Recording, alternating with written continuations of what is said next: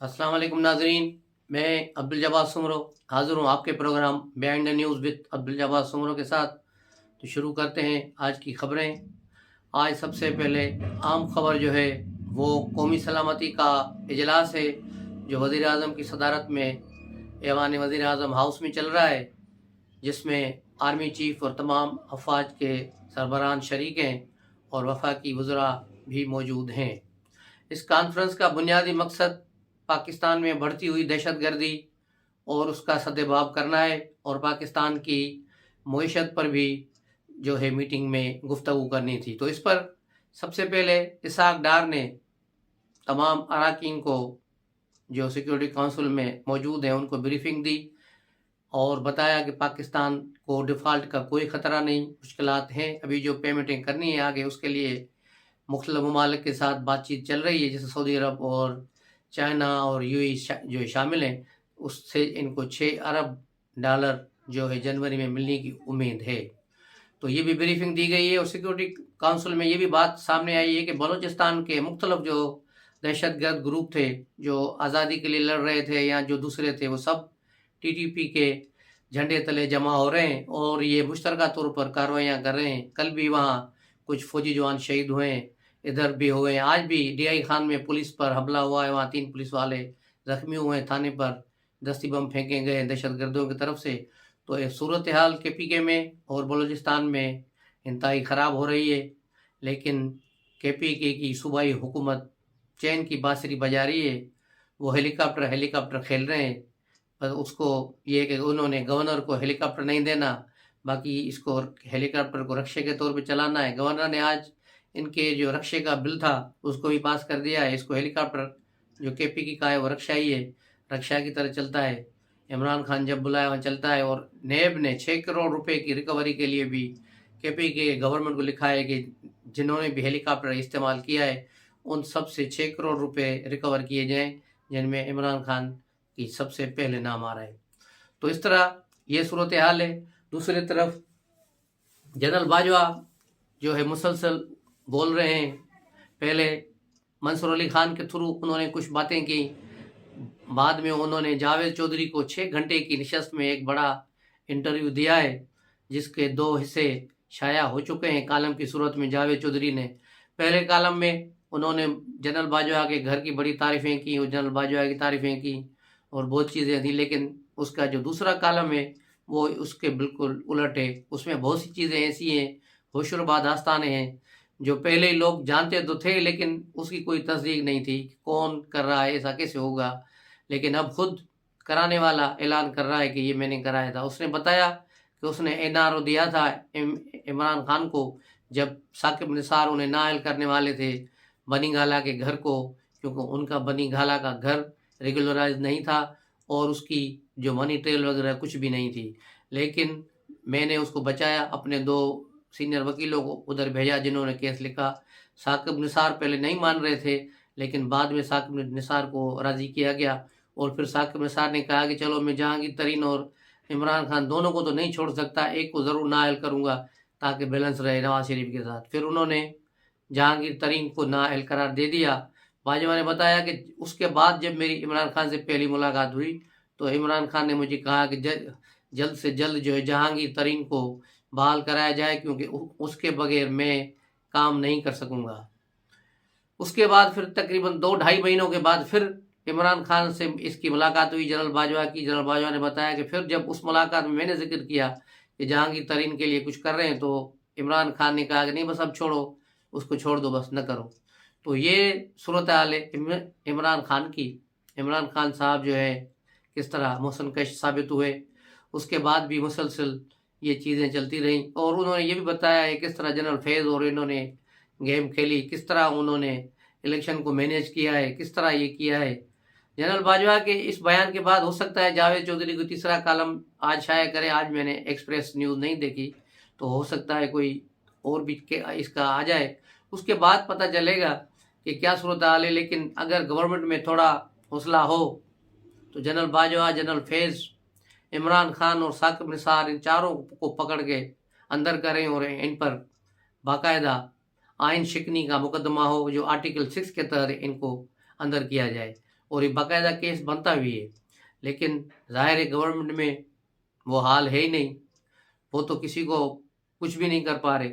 کیونکہ عدلیہ ابھی تک ادھر چل رہی ہے۔ جس طرح بلاول بھٹو نے 2 روز پہلے کہا تھا کہ عمران خان کے سہولت کار ابھی ایک ادارے میں بیٹھے ہیں اور انتخابات تب ہوں گے جب یہ سارے ریٹائر ہوں گے، ظاہر ہے اکتوبر تک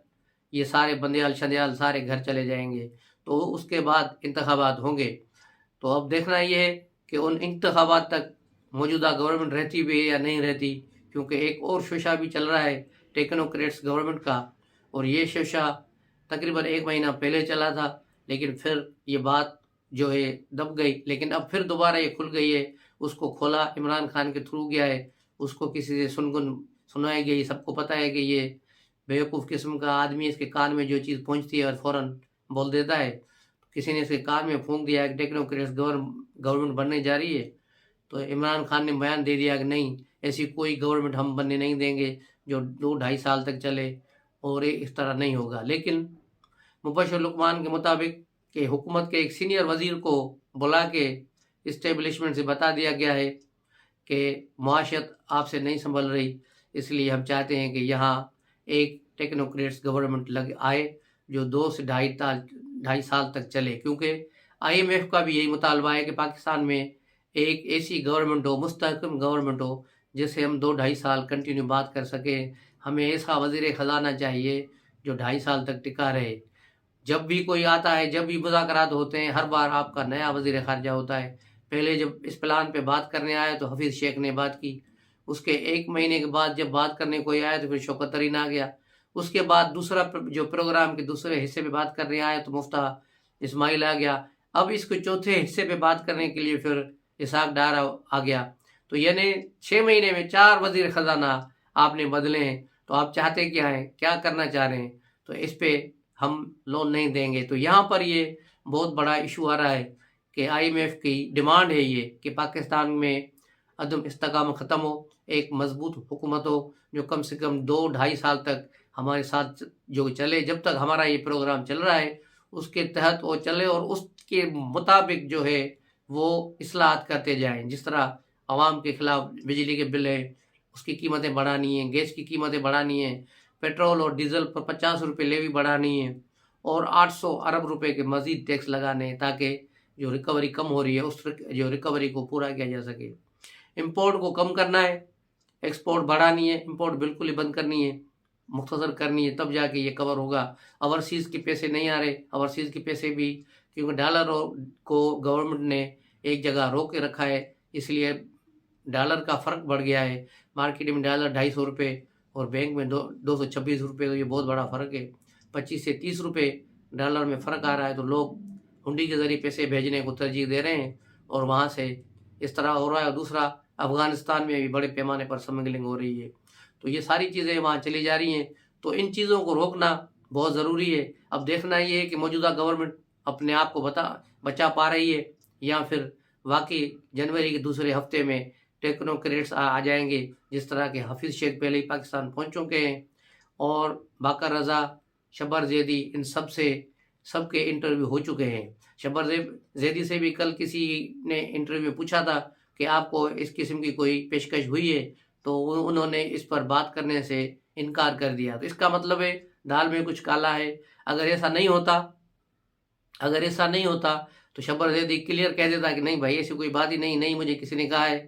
نہ کوئی، لیکن اس نے اس پر چپ سادھ لی، تو اس کا مطلب ہے کچھ بات ہو رہی ہے۔ اور جس طرح گورنمنٹ کر رہی ہے، وزیر قانون بھی کہہ رہا ہے کہ اس طرح نہیں ہو سکتا، یہ غیر آئینی اور آئین سے ماروا ہے جو ہے ٹیکنوکریٹس گورنمنٹ۔ لیکن پاکستان میں سب کچھ چلتا ہے فوری طور پہ، اگر ایمرجنسی نافذ کر دی گئی، آئین کی کچھ شقیں معطل کر دی گئی، تو پھر تو یہ ممکن ہی ہو جائے گا۔ 2 سے 2.5 سال جو ہے نگراں گورنمنٹ چلے گی، پھر نہ عمران خان کے ہاتھ کچھ آئے گا، نہ PDM والوں کے ہاتھ کچھ آئے گا، سارے پھر 2.5 سال انتظار ہی کرتے رہیں گے۔ تو اس لیے عمران خان کو بھی میسج کیا گیا ہے کہ وہ بھی تھوڑا چپ رہے اور استحکام آنے دے، لیکن اس نے پاکستان میں چپ کہاں رہنا ہے۔ اس نے آج سے پھر 3 ہفتے کے لیے ایک نئی تحریک شروع کی ہے، جس کا کام اب مہنگائی، اس کو یاد آ گئی، مہنگائی کے خلاف 3 ہفتے ہر حلقے میں MNA اس کے مظاہرے کریں گے۔ جو MNA کل اس کے کہنے پر قومی اسمبلی نہیں گئے، وہاں پر وہ نہیں گئے، اور انہوں نے استعفے نہیں دیے۔ آج عمران خان نے کہا ہے کہ جو اراکین اسپیکر کے ساتھ رابطے میں ہیں اور استعفے نہیں دینا چاہتے، مجھے ان لوگوں کی لسٹ چاہیے تاکہ اگلے انتخابات میں ان کو ٹکٹ نہ دوں۔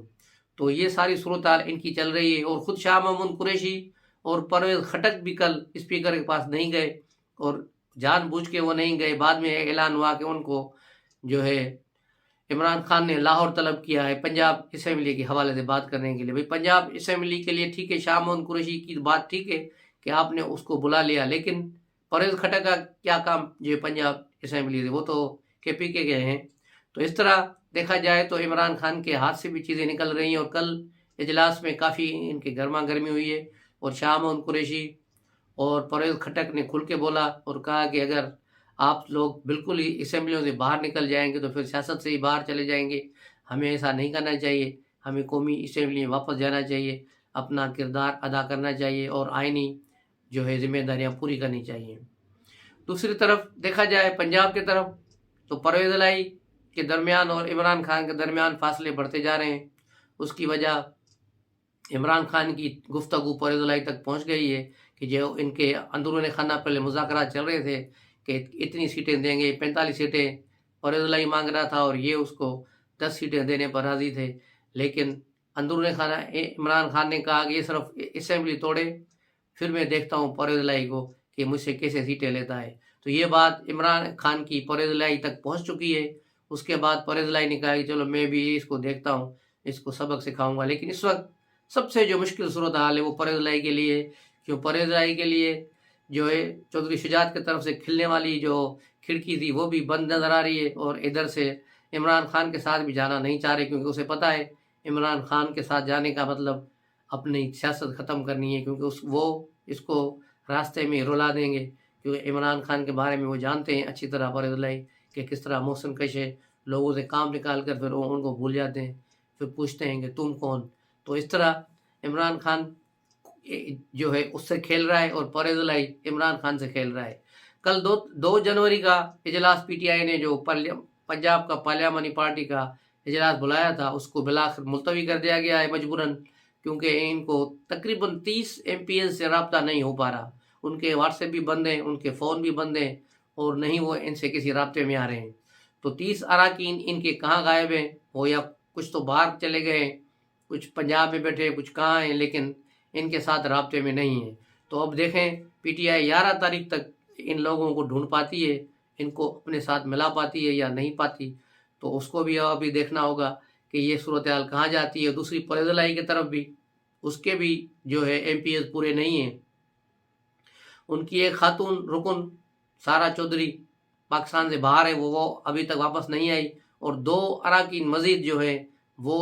پرویز الہی کو چھوڑ کے چودھری شجاعت کے ساتھ چلے گئے ہیں، اور وہ بھی سنا ہے غائب ہو گئے ہیں۔ اب کہاں غائب ہو گئے اس کا پتہ نہیں۔ تو اس طرح پرویز الہی بالکل ہی مایوس چل رہے ہیں، اور دوسرا آڈیوز ویڈیوز کی موسم چل رہی ہے۔ آڈیو ویڈیو کی موسم میں آپ نے دیکھا ہوگا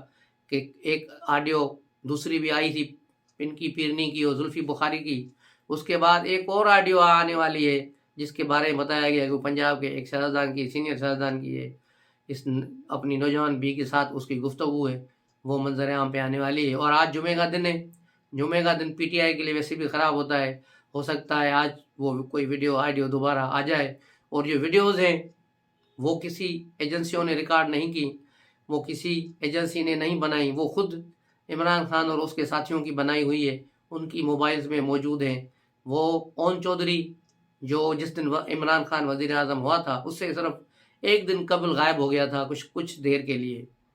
اور وہ کچھ دیر کے لیے کہاں غائب ہو گیا تھا؟ اسے ایجنسیاں گھر سے اٹھا کے لے گئی تھی، اور اس کی موبائلوں سے ساری ڈیٹا انہوں نے نکال کر خالی موبائل پھر اون چودھری کے حوالے کر دیے گئے تھے۔ بعد میں یہ مقدمہ بھی درج ہوا تھا کہ اون چودھری کے گھر میں ڈکیتی ہوئی تھی اور 60 لاکھ روپے اور اس کے موبائل چلے گئے ہیں، 3 موبائل، تو ان تینوں موبائلوں کی جو ڈیٹا ہے وہ ساری ان کے پاس ہی رہ گئی۔ اس کے علاوہ ریحام خان بھی جاتے جاتے عمران خان کا بلیک بیری لے کے چلی گئی تھی، اس میں بھی بہت کچھ ہے۔ تو یہ ساری چیزیں وہاں سے آ رہی ہیں، اس میں کسی ایجنسی کا کوئی قصور نہیں ہے، وہ جو بھی ان کو ریلیز کر رہا ہے اور وہاں سے کر رہا ہے، کس کے پاس ہے ابھی یہ، تو یہ آج جمعے کے دن کیا ہوتا ہے اس کو دیکھنا ہے۔ اس کے علاوہ عمران خان کو کل ایک اور جھٹکا لگا کہ سپریم کورٹ کے ایک بینچ نے عمران خان کی کل کی اپیل مسترد کر دی۔ یہ کیا ماجرا ہے؟ سپریم کورٹ نے یہ کیسے فیصلہ دیا؟ کیونکہ سپریم کورٹ ہمیشہ عمران خان کو گود میں کھلاتی رہی ہے، لیکن کل پہلی بار انہوں نے اس کو پیچھے سے لات مار کے باہر نیچے گرا دیا۔ اور یہ کیس ہے وہ جو شہباز شریف نے عمران خان کے خلاف 4 سال پہلے لانچ کیا تھا، کہ عمران خان نے شہباز شریف پہ الزام لگایا تھا کہ شہباز شریف مجھے چپ کرانے کے لیے 10 ارب روپے دے رہے ہیں۔ تو اس پر جو ہے شہباز شریف نے اس پر ہرجانے کا مقدمہ کیا تھا کہ عمران خان جھوٹ بول رہا ہے، اس لیے اس پر جو ہے میرا ہتک عزت کا مقدمہ داخل کیا تھا، وہ چل رہا ہے۔ اور عمران خان اس سے بچنے کے لیے ہر پیشی پر کوئی نہ کوئی نیا عذر تراشتے رہے ہیں، اور 3 بار اس پر اس کو جرمانہ بھی پڑ چکا ہے لاہور ہائی کورٹ میں، اور 40 سماعتیں ہو چکی ہیں، 40 مرتبہ عمران خان اس کو ملتوی کرا چکے ہیں کیس کو۔ لیکن اب ہائی کورٹ نے پھر اس کا حق دفاع ختم کر دیا۔ اس کو پھر عمران خان نے سپریم کورٹ میں چیلنج کیا تھا، لیکن سپریم کورٹ نے بھی کل اس کو فارغ کر دیا اور حق جو ہے دفاع کینسل کر دیا عمران خان کا۔ یوں شہباز شریف کے حق میں فیصلہ آ گیا، اور اب دیکھنا یہ ہے کہ ہائی کورٹ اس کو کیسے فائنلائز کرتا ہے۔ تو عمران خان کے لیے اب جو ہے عدالت کے طرف سے بھی گرم جھونکے شروع ہو گئے ہیں۔ اب یہاں سے بھی اسے ٹھنڈی ہوائیں جو آتی تھیں وہ بند ہونا شروع ہو گئی ہیں۔ عمران خان بالکل بند گلی میں ہے، اس کو سمجھ نہیں آ رہی کہ کرنا کیا ہے، کیا کریں گے، کہاں جائیں گے۔ تو یوں اب یہ گلیاں پھر دوبارہ 3 ہفتے کے لیے چلتے رہیں گے، لیکن کریں گے کچھ نہیں، استعفے کھیلتے رہیں گے، ہوگا کچھ بھی نہیں۔ اور اگر سیٹ اپ کسی نے لپیٹ دیا تو پھر یہ لمبا جائے گا، اور بنگلہ دیش والا فارمولہ پاکستان میں اپنایا جائے گا، ٹیکنوکریٹس گورنمنٹ آئے گی، ہو سکتا ہے حفیظ شیخ ہی وزیر اعظم بن جائے، اور باقر رضا وزیر خزانہ، اور مبشر اپنا شبر زیدی شاید وزیر خزانہ بن جائے، ان میں سے کوئی۔ تو یہ صورتحال نئی صورتحال ہے۔ اس کے علاوہ سلیم صافی نے جو ہے FIR داخل کی ہے سابق ڈپٹی اسپیکر قومی اسمبلی کے خلاف، جنہوں نے ایک انتہائی واہیات قسم کا ٹویٹ سلیم صافی پر کیا تھا، اس میں اس کو باقاعدہ گالیاں دی تھیں۔ تو اس ٹویٹ کے حوالے سے سلیم صافی نے FIA کی جو سائبر کرائم ونگ ہے اس میں باقاعدہ مقدمے کے لیے درخواست دے دی ہے۔ اب دیکھنا یہ کہ سلیم صافی کا یہ مقدمہ FIA لیتی ہے یا کیا ہوتا ہے۔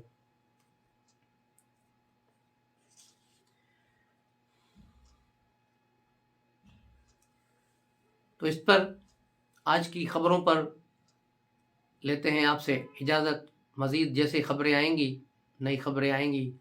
تو آپ کی خدمت میں حاضر ہوں گے۔ اس وقت کے لیے خدا حافظ، السلام علیکم۔